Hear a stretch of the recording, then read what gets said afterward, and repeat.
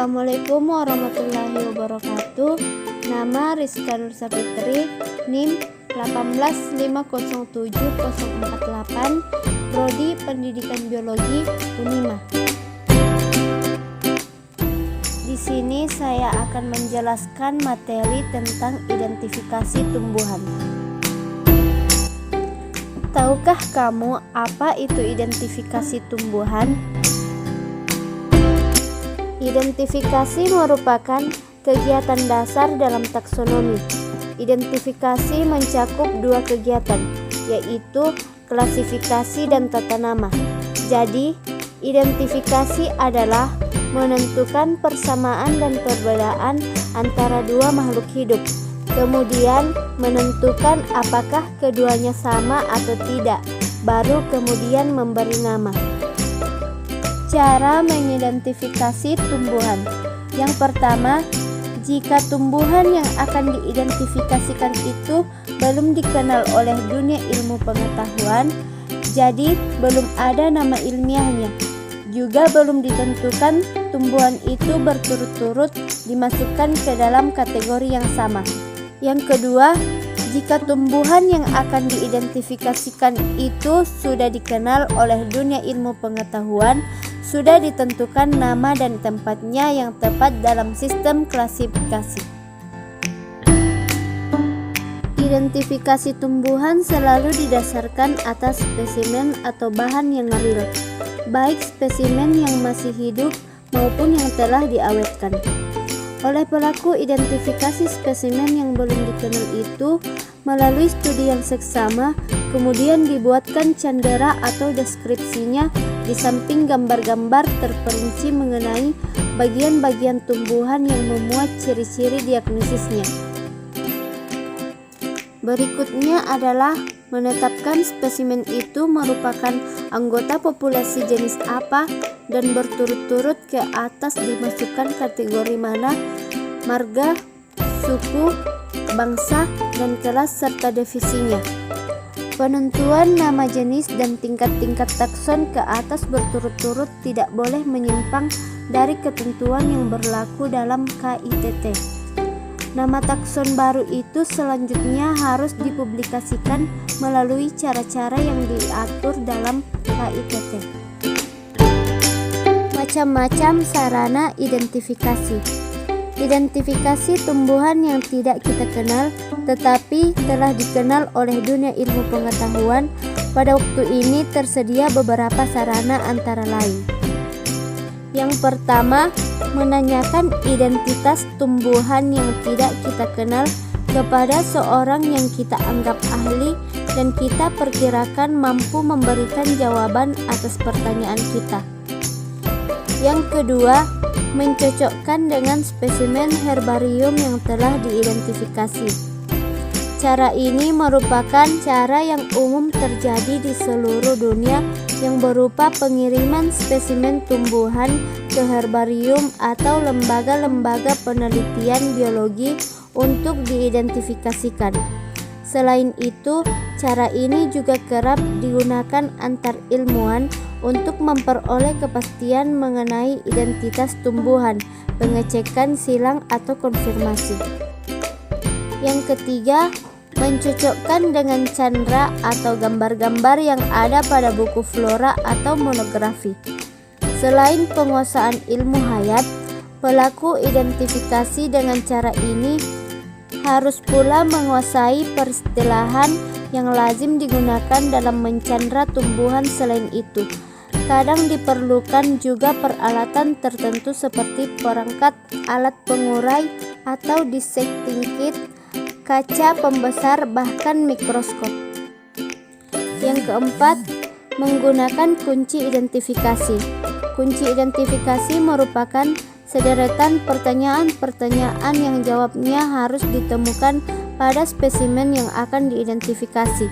Bila semua pertanyaan berturut-turut dalam kunci identifikasi itu ditemukan jawabnya, berarti tumbuhan yang akan diidentifikasi sama dengan salah satu yang telah dibuat kuncinya, dan nama serta tempatnya dalam sistem klasifikasi akan diketahui setelah semua pertanyaan dalam kunci dapat dijawab. Dan yang kelima, menggunakan lembar identifikasi jenis atau species identification sheet, yaitu sebuah gambar suatu jenis tumbuhan yang disertai nama dan klasifikasi jenis yang bersangkutan. Samping itu, gambar juga dilengkapi dengan candra serta keterangan-keterangan lain yang menambah lengkapnya informasi mengenai jenis tumbuhan. Pekerjaan ini dapat dilakukan dengan jalan A. Ingatan, B. Bantuan orang, C. Spesimen acuan, D. Pustaka, dan E. Komputer atau kunci determinasi. Pengertian kunci determinasi. Kunci determinasi adalah kunci yang digunakan untuk mengidentifikasi makhluk hidup berupa keterangan tentang ciri-ciri makhluk hidup. Kunci determinasi atau kunci dikotom adalah cara atau langkah untuk mengenali organisme dan mengelompokkannya pada takson makhluk hidup. Cara membuat kunci determinasi. Untuk membuat kunci determinasi, perlu memperhatikan hal-hal berikut. Yang pertama, kunci harus dikotom atau berlawanan, sehingga satu bagian dapat diterima sedangkan yang lain ditolak. Kedua, ciri yang dimasukkan mudah diamati. Ketiga, deskripsi karakter dengan istilah umum sehingga dapat dimengerti orang. Keempat, menggunakan kalimat sesingkat mungkin. Kelima, setiap kuplet diberi nomor kata pertama dari setiap pernyataan dalam satu kuplet harus identik. Dan yang terakhir, hindari pemakaian kisaran yang tumpang tindih atau hal-hal yang bersifat relatif dalam kuplet. Contoh, panjang daun 4-8 cm dan daun besar atau kecil. Cara menggunakan kunci determinasi meliputi beberapa tahap berikut ini. Bacalah dengan teliti kunci determinasi mulai dari permulaan, yaitu nomor 1A.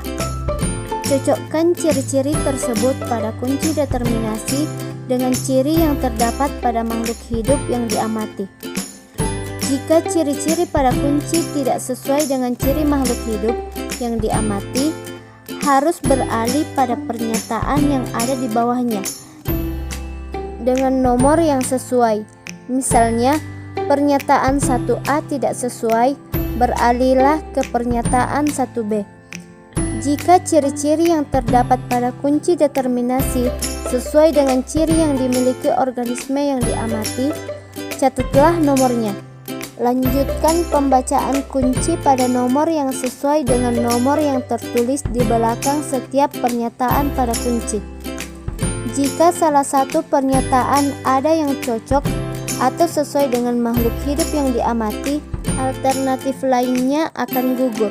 Sebagai contoh, kunci determinasi memuat pilihan tumbuhan berupa herba atau tumbuhan berkayu. Jika yang dipilih adalah 1A atau tumbuhan berupa herba, pilihan 1B gugur.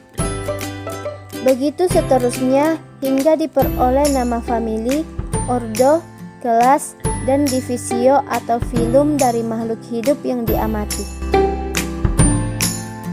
Contoh kunci determinasi tumbuhan jagung. A. Tumbuhan dengan ciri batangnya termasuk dalam batang tidak sejati atau tidak memiliki alat tubuh yang menyerupai batang, yaitu lumut hati. B.